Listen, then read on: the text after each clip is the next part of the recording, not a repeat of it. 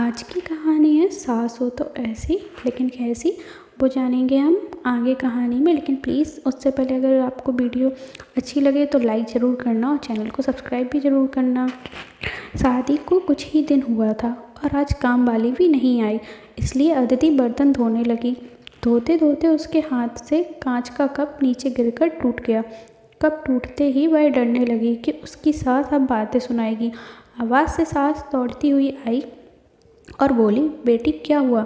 अदिति बोली, माँ पता नहीं ध्यान रखते हुए भी मेरे हाथ से कैसे कप नीचे गिर गया। सास बोली, बेटी चिंता ना कर, कप ही तो है, फूटा है, तुम्हें चोट तो नहीं आई और भले ही इसके कितने टुकड़े ही ना हो जाएं, पर मेरी बेटी के दिल के टुकड़े ना हों। मेरी बहू से महंगा क्या है यह कप। और हाँ, तुझे अभी यह सब करने की क्या ज़रूरत है? मेहंदी भी नहीं उतरी अभी तेरे हाथों से। अभी तुम मेरे बेटे के साथ ज़्यादा से ज़्यादा समय बिताओ और एक दूसरे को समझो।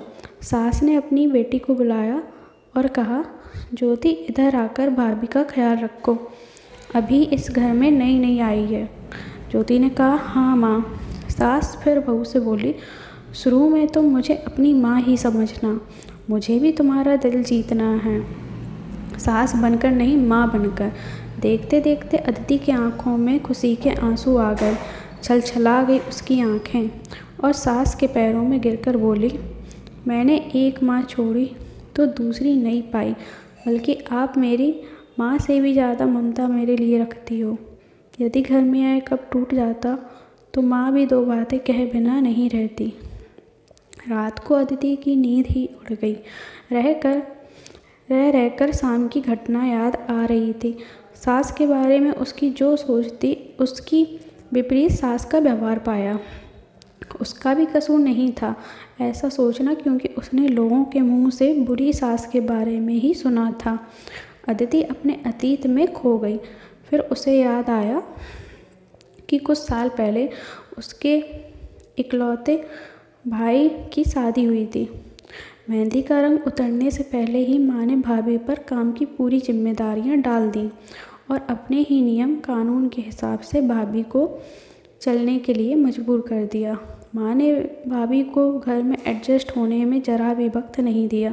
भैया भाभी को बाहर ले जाते तो माँ का मुंह फूल जाता और बोलते ही समय भाभी को साथ ले जाने की क्या ज़रूरत है। कभी भी भाभी को खुली हंसी हंसते नहीं देखा। समय के साथ भाभी ने सहना छोड़ दिया। फिर और घर में हर रोज़ झगड़ा होने लगा। एक दिन भाभी के हाथ से कांच का गिलास नीचे गिरकर टूट गया। माँ चिल्लाने लगी कि कितना कीमती गिलास टूट गया। किसी ना किसी बात पर वह भाभी पर चिल्लाती। भाभी भी गुस्से से बोल देती थी कि माँ, मैं तो बैठी खाती हूँ, आप तो खड़ी खड़ी खाती हैं। जब से आई हूँ तब से रोज़ दो चार बातें जल्दी कटी ना सुना दो, तब तक आपको चैन ही नहीं मिलेगा। कभी मेरे माँ को तो कभी मेरे बाप को, हमेशा मेरी मायके वाली को ही कोसती रहती हो। असही माँ और भाभी एक दूसरे के साथ बहस करती रहती थी। अदिति ने घर के अलावा और भी कई जगह पर सास बहू के झगड़े सुनते सुनते वह डर गई थी, इसलिए शादी से कतराने लगी। मगर माँ बाप के कारण ही उसने शादी करनी पड़ी और अनजान भय को लेकर ससुराल आ गई। पर आज की घटना से उसकी सोच बदल गई कि सब सास और बहुएं एक जैसी नहीं होती। नींद न आने की वजह से उसने सोचा कि चलो थोड़ी देर माँ से बातें कर लूँ।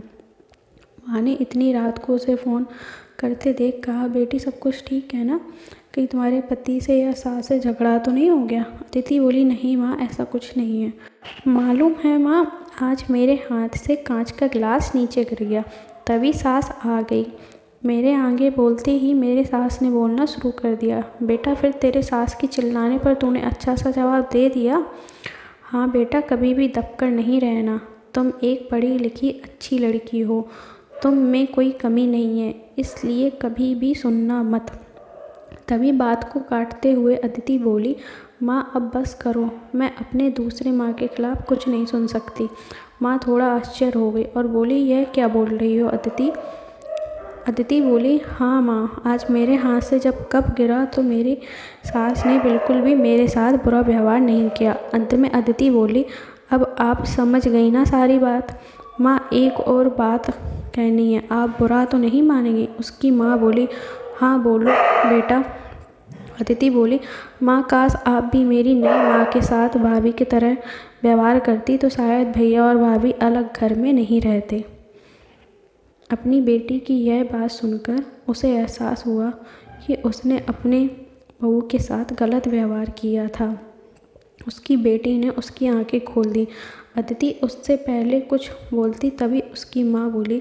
अदिति, जब तू यहाँ आएगी तो पूरे परिवार को एक साथ पाएगी। अब फ़ोन रख, मुझे बेटे और बहू की स्वागत की तैयारी करनी है। शादी के बाद नई ज़िंदगी की शुरुआत में अगर आज सास समझदारी से काम नहीं लेती, अपनापन नहीं जताती, तो शायद शुरुआत की नींव ही कमज़ोर होने से पूरी ज़िंदगी आपस में दरार पड़ जाती। कप को फूटने से कोई नहीं रोक सकता, लेकिन प्रेम को टूटने से तो हम रोक सकते हैं। कांच के टुकड़े हो जाएं, पर घर के टुकड़े ना होने दें। अपने घर में प्रेम का वातावरण बनाए रखें, एक दूसरे को समझें, एक दूसरे की इज्जत करें। घर स्वर्ग बन जाएगा।